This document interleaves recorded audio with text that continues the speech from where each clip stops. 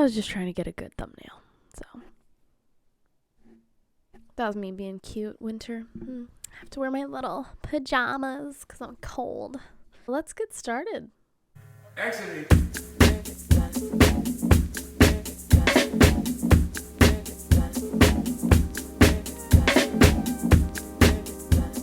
I realize I say filler words quite often in this podcast.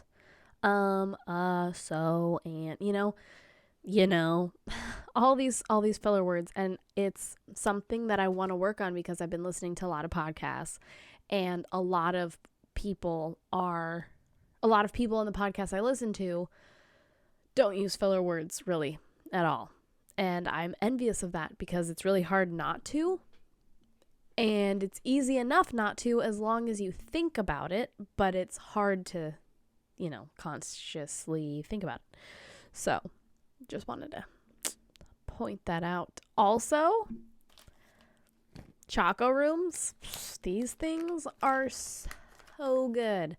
They're so good. I started eating some right before I started filming, and I realized that was probably a mistake because I don't know if you can hear it, but I got a little sick. Literally right after filming the episode last week, I got a sore throat and then was just sore throat, headache. And then I got this jaw pain, like my jaw hurt. It was so wild. It started with my right side and then it was both sides and then it ended with my left side. It was so trippy. It was wild. But I was only sick for like 4 days, which was really cool. Then the baby got kind of sick. She got a little runny nose and cough and sneezing. And then Alex got sick with a sore throat and sneezing. And so we're all just getting better.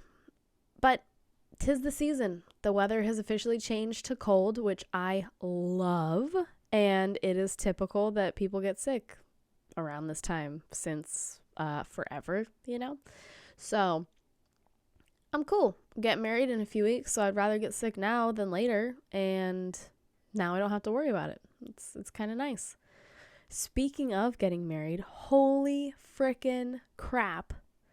There's 2 more episodes, this one, and then 2 more before I'll be married.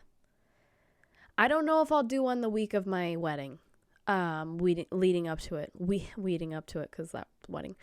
I don't know if I'll do an episode that week just because I don't know how stressed and busy we'll be. But maybe I will try and do it on the weekend and then schedule it to post for Thursday so I don't have to worry about it. Maybe I'll just do that. That might be easy. I don't know. It all depends. I never done a wedding, never had a wedding, never, been married before. So I don't really know how stressed I'll be. I assume some stressed, but it's going really well, planning everything and getting it all set up and ready to go. It's been going really well. So today I wanted to talk about something that Alex, me, and we've been doing these marriage counseling sessions with the pastor because he wants to get us to know us better and before the wedding, and so he wants us to do these little sessions with him, and they're actually going really cool. It's really cool to do this with your partner pre-marriage. I kind of was like rolling my eyes about it and like, oh yeah, we're handling that, but it's actually been pretty cool. It's the pastor's super chill and is preachy, but he's a pastor, so can't really blame him there. And it's been really interesting and kind of fun, and it's a cool pre-wedding, pre-marriage thing to do. I think it's actually pretty awesome.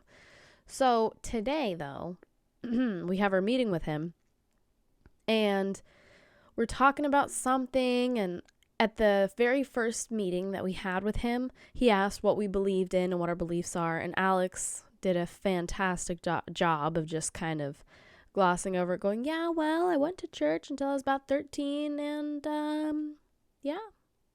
And that was it. That kind of was all he said. And me saying my what I believe in was, I believe in the universe and that there's an energy out there, but I don't necessarily call it God.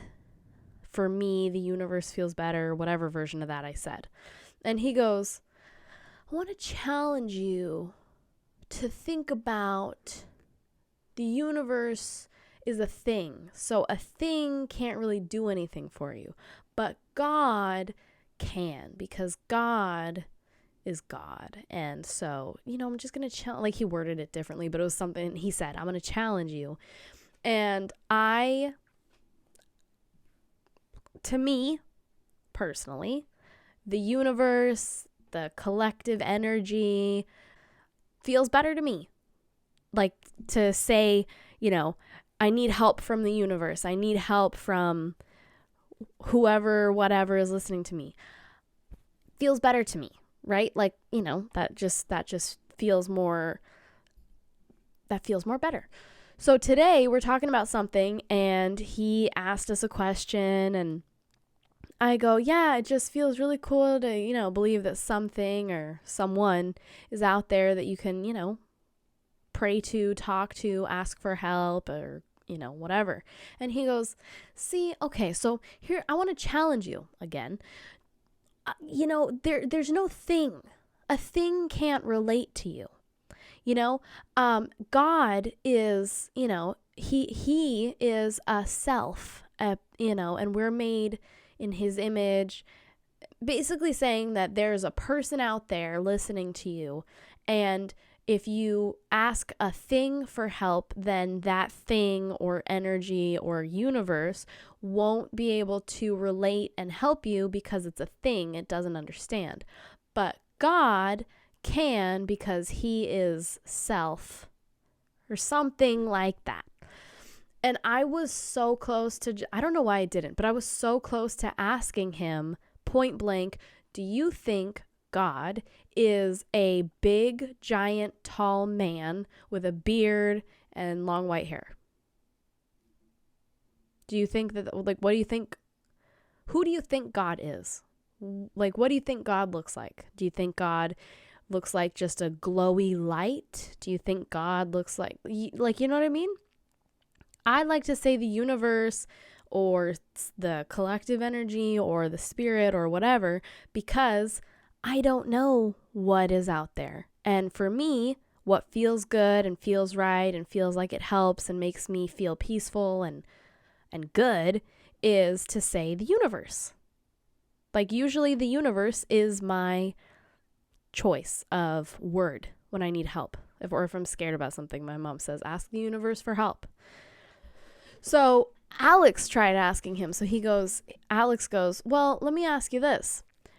If we're created in God's image or likeness, what do you think that means? And he, went on this whole thing about how obviously we're not made in God's exact image because, him and Alex don't look alike. And, obviously I'm a woman, so I'm not made in God's exact image because God's a man probably. He didn't say that, but you know what I mean? Like he did compare. He's like, well, obviously we're not made in God's exact image because Alex and I don't look alike and your baby and I don't look alike. And I was like, yeah, duh, because it's not your baby. You wish.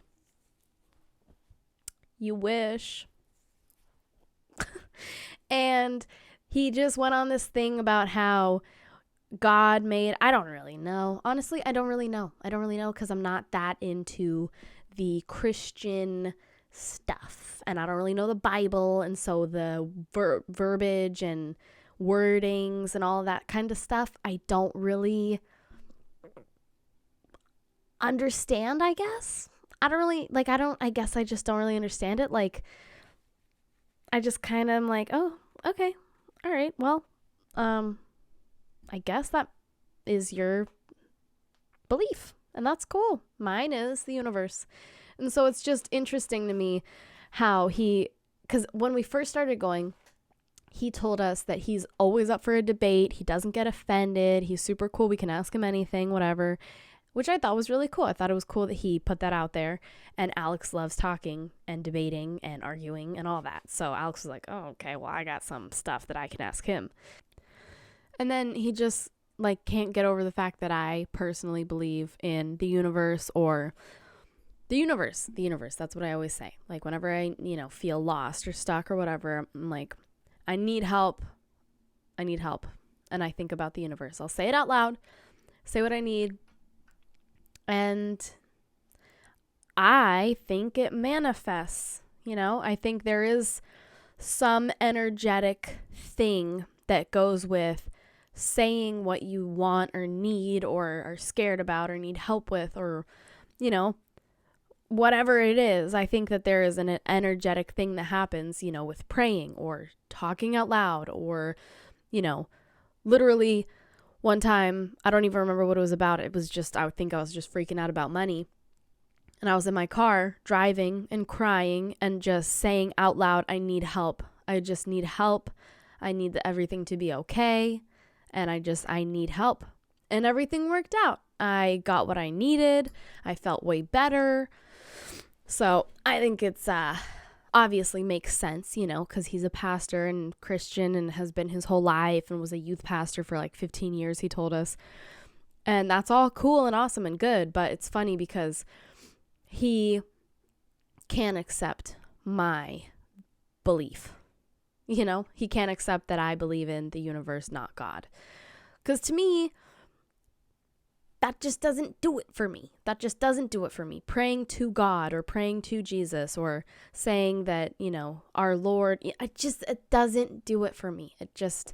I don't know why. I'm not saying I don't believe it, because I fully believe that there is something out there that listens and can help us accomplish what we need or help us, but I just don't think it's God. And I should have just asked him point blank what he thinks God looks like. I should have, because if me saying the universe isn't good enough, then what do you think God looks like? Genuinely, because if God looks like just a glowing light, or you don't know what he looks like, then why can't the energy or the universe be good enough for me? So anyways, that was just something interesting that happened that made me go, wow. Things that make you go, I did not do that song justice at all. That was probably really bad. But you know what? I haven't listened to that song in a while. I was going to say if ever, but I've definitely listened to it before. I just don't know. I haven't listened to it in a while, so.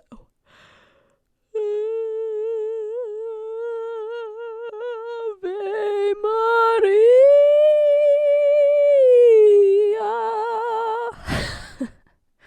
You ever do that? You turn your yawns into singing? It's the best thing ever. It's quite fun. You like that little... Also, side note, weirdest thing that babies like. Like, they totally like little kissing sounds or little popping sounds or like that clicking sound right in their ear. Sometimes when I'm holding my baby, she'll lean her head against my mouth and just like she'll get tired. And so I'll do the little kissing sounds like right in her ear. Her ear's right here, and I'll just do the little kissing sounds. Oops, sorry. And she loves it. She just like fully chills out and just like hangs out and just kind of like zones out. And it's the cutest thing ever. She was doing it to me today. And I love it. It's adorable. I watched a pretty good movie this past week. It's called Highwaymen with Woody Harrelson and some other guy that's probably famous, but I just don't know his name. It's about I am assuming that it's based on the true story of the real people who caught Bonnie and Clyde.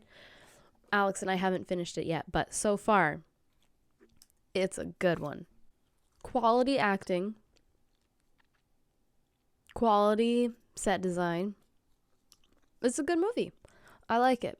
I want to finish it. Want to see what happens. But on the other side of that, we watched this one show that Alex's coworker suggested with Kevin Hart called True Story, I think, with Kevin Hart.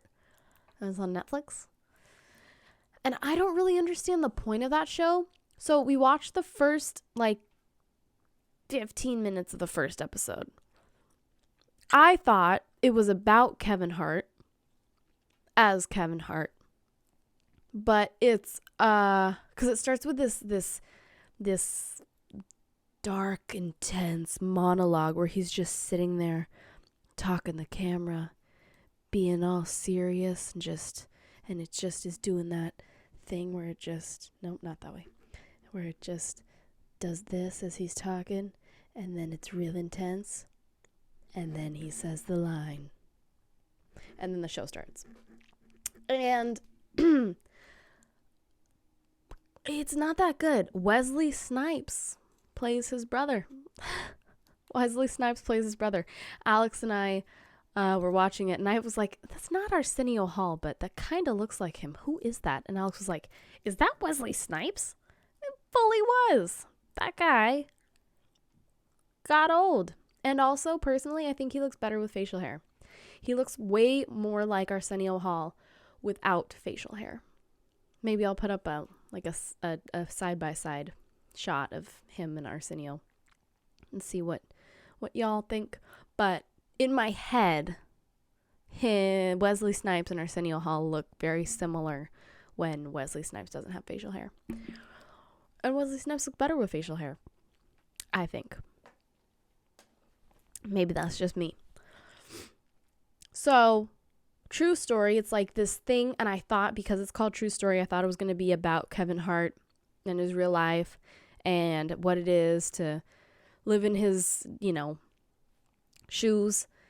And it is not. Kevin Hart plays the kid, and that's his name. That's his name. In all the episode descriptions, they just say the kid. They don't ever say his name, so I don't know if you eventually find out what his name is, but it doesn't seem like it. And we're watching it, and it's just a really weird vibe. Like, you know how I feel like some Netflix shows just have this darkness. Like, they just feel dark, and like the set looks dark and the camera looks dark and everything, and it like just feels heavy. Like, have you ever watched one of those shows that just feel heavy? And I feel like primarily they're on Netflix. And this one was no different. It started out with that whole monologue thing, like I said, and then it goes to him getting announced on Ellen as the kid, and then goes on an airplane, and this one white guy is like being super racist and weird and shitty, and is quoting his comedy sketch about N-word stuff, and is like saying it a bunch, and Kevin Hart's bodyguard in the show gets all offended, and Kevin Hart's like, nah man, who cares, whatever, it's no big deal, and the guy's like, yeah, calm down. It's just like, it's so weird. It's weird. I don't like it. I didn't like it. We were watching it, and Alex was like, we can shut it off. And I was like, well, I don't know. Let's just see. Let's see. We can't, it's been 5 minutes. So let's see what happens a little bit. The first episode was like 40 minutes or something. We got to like 10 minutes and shut it off. It just wasn't it just wasn't good. And one of Alex's coworkers told him about it, because he was saying that it's a really cool show because Kevin Hart isn't being the comedic sidekick guy. He's not like putting on his comedy show. He's genuinely being serious and whatever. And it still feels like he's it feels like he's trying to be serious. Like, it feels like he's acting serious, which I guess he is. But also, it doesn't feel natural or like who he is. I don't know who he is, obviously. Maybe that is really him, but it just also seems forced. It doesn't seem genuine. And I was not a fan. Not a fan at all. I've been listening to the Office Ladies podcast, which is super cool if you love the show The Office, which I just refinished watching season 6 through 9 or something. Yeah, 6 through 9, because that's the one where Pam has a baby, I think. And I've been listening to the podcast. And it's funny because me and my family, we all watched it as it was coming out. The Netflix version, the version that would come on Netflix, we watched that. My uncle, my dad's brother, had a huge DVD collection, which he then he loaded them all onto his computer, put them all on a hard drive. And so he's got like this gigantic DVD library.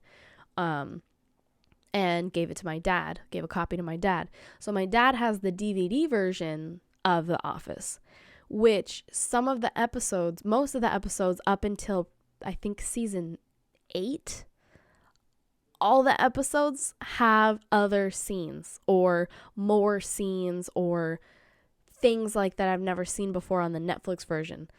And because I only watched from season 6 up, I want to go back and watch from the first season and just see what little things I'm like, oh, that wasn't in the Netflix version. Oh, that wasn't in the Netflix version. And because I'm listening to the Office Ladies podcast, which is Angela Kinsey and Jenna Fisher, who play Pam and Angela, I guess they became best friends on the set. And so now since 2019, they started it, I believe. And they go back through every single episode each week, just like the Sunny podcast that I was talking about last episode. They go back through and watch an episode and each week talk about that episode. And so I've been listening to it and it's pretty interesting. It's cool hearing, the things that they notice or knowing little fun facts that, string out throughout the show to keep the characters more together, I guess. Does that make sense? To keep the characters more aligned with their character, I guess. Or like there's little, hidden things that you wouldn't know really unless you're a super crazy diehard fan, I guess. There's a lot of stuff that I definitely didn't notice. And it's just kind of fun seeing all that since it was a show that I watched as it was coming out. Which kind of seems crazy to me because when the show was coming out, I was younger.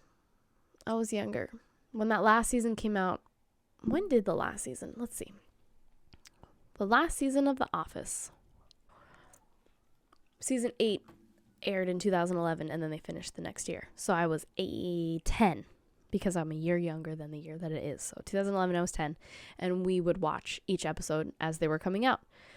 And my mom even would watch it. Now she gets annoyed at how often my dad and I quote it because my dad and sisters and we all know it pretty well.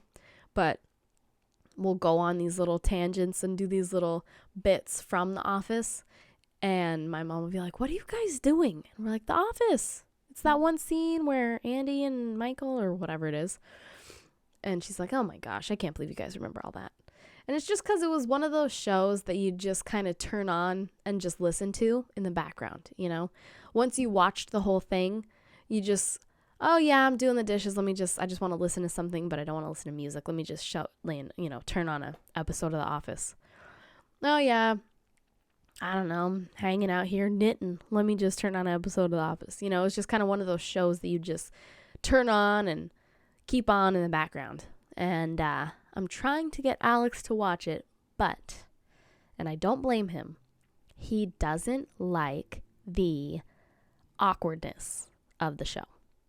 I haven't tried to get him to watch it, but I've talked to him about it, and he's watched it a little bit, but he cannot stand the awkwardness of the show, like the cringiness. And I don't blame him, because there are some episodes where I was just like, yikes, that is just so cringe. But that was the point.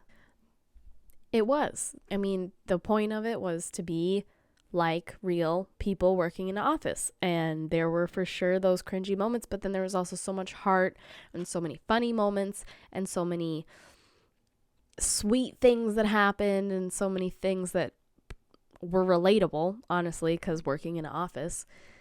And I don't know. It's just one of those shows that I just love, I could never get into the British one, though. It just seemed too mean.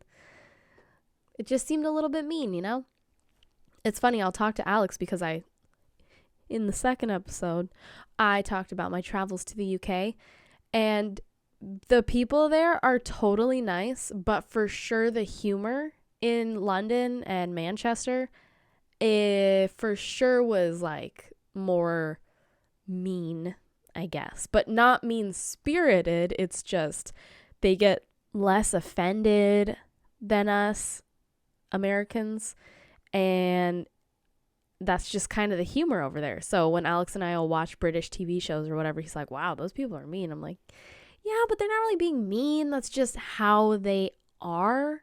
And it's not like they're not being maliciously mean. Like I feel like sometimes when you watch something that the characters are being malicious, but with British stuff, it's just kind of like that's just kind of the humor from my experience. That's what I've noticed. The people, like I said, people were lovely. They were awesome, but the humor and the way they joke and stuff, that's just kind of how it is. So it makes sense that the original Office is a little bit more evil, more dark, and I was trying to do a British accent, but it wasn't that good. Was not that good. I can do a pretty good British accent. I always ask my baby if she's British. I always go, "Are you British?" And sometimes she smiles, sometimes she doesn't. Also, total side note, at our apartment, the guy who owned the apartment building sold it to this one company who I guess owned the apartments before him, and then he bought it and then he sold it back to them. I don't really know what, but he sold it back to the people who owned it before, I guess. And they are a lot better at sending out maintenance people. The guy who owned it before, it was so hard to get someone to do maintenance out here. Like, it was virtually impossible. And this company, they're good at sending maintenance people. They have an app. You can put in a request for maintenance or whatever. And, I've done that a few times and we've already gotten a bunch of stuff fixed, which is super cool. But they've kind of been messing up lately because the tile in our bathroom was all messed up and it was all cracked and, broken from other people living here. And I was sick of it because it looked like crap and needed to be fixed. It was a little bit dangerous. And since we have a baby, if she's going to start crawling soon, we can't really have cracked tile because that's dangerous. So I called and put in a request for it, and they sent out the maintenance guys, and the guys come out and they're super cool, and they start tearing up the tile in the bathroom. And I guess they had a list of other maintenance stuff that needed to be fixed, so they went around the apartment and, fixed this and fixed that and did a new this and whatever. And they pulled up all the tile in our bathroom, well, in half of the bathroom, last Thursday. Then they said they were going to come back on Friday. They did not come back Friday, so we had to go the entire weekend with a pulled up bathroom floor. And then I called on Monday and told them, WT heck, our bathroom floor is pulled up. I have a newborn baby, 6 months, but whatever. And this is not cool.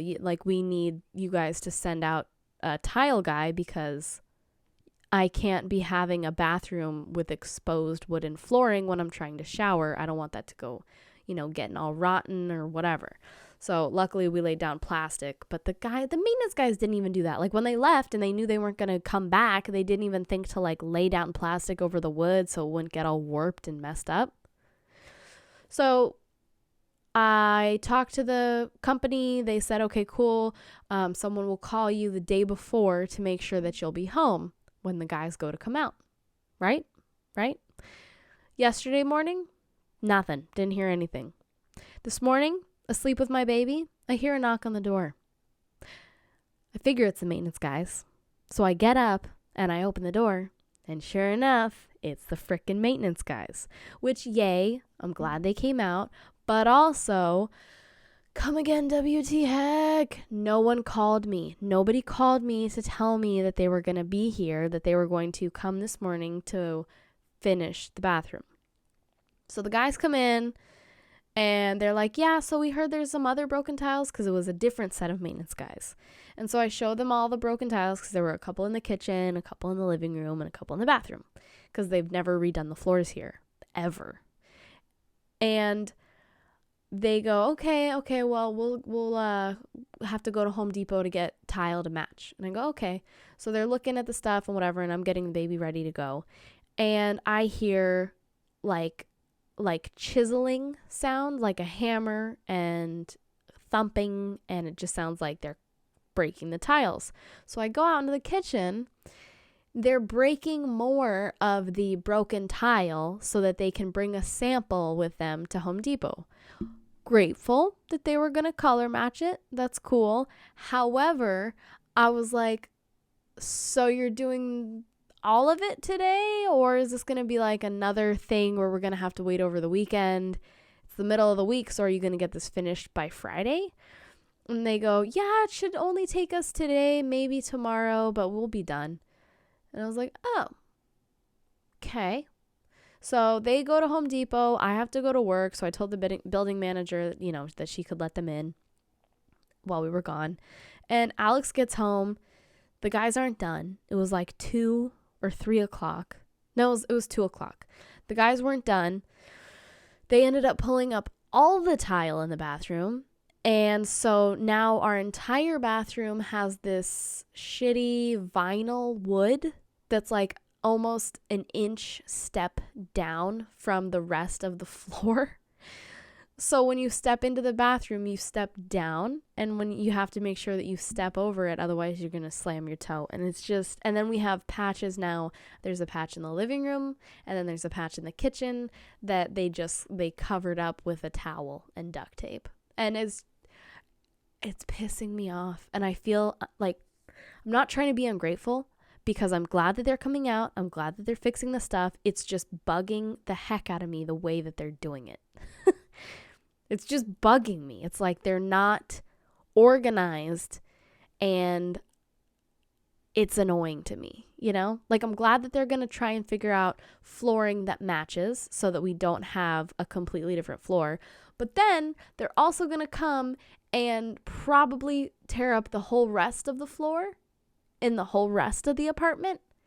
And it's just aggravating to me. It's aggravating to me. Because also, in like less than 3 weeks, I'm getting married. And I still have to do some stuff to prep for that. I still got some stuff to do for that. And I'm grateful that I'm able to do stuff for that. I'm just trying to be grateful and not, stress out about it, because that'll just be dumb. It'll just be dumb to stress, because there's really no need to stress. There's tons of people willing to help. I've got help. I've got family. I've got friends. So I'm just going to be grateful. They're fixing our apartment. I'm going to be grateful. And I'm just going to try and just be grateful about it, because it's cool.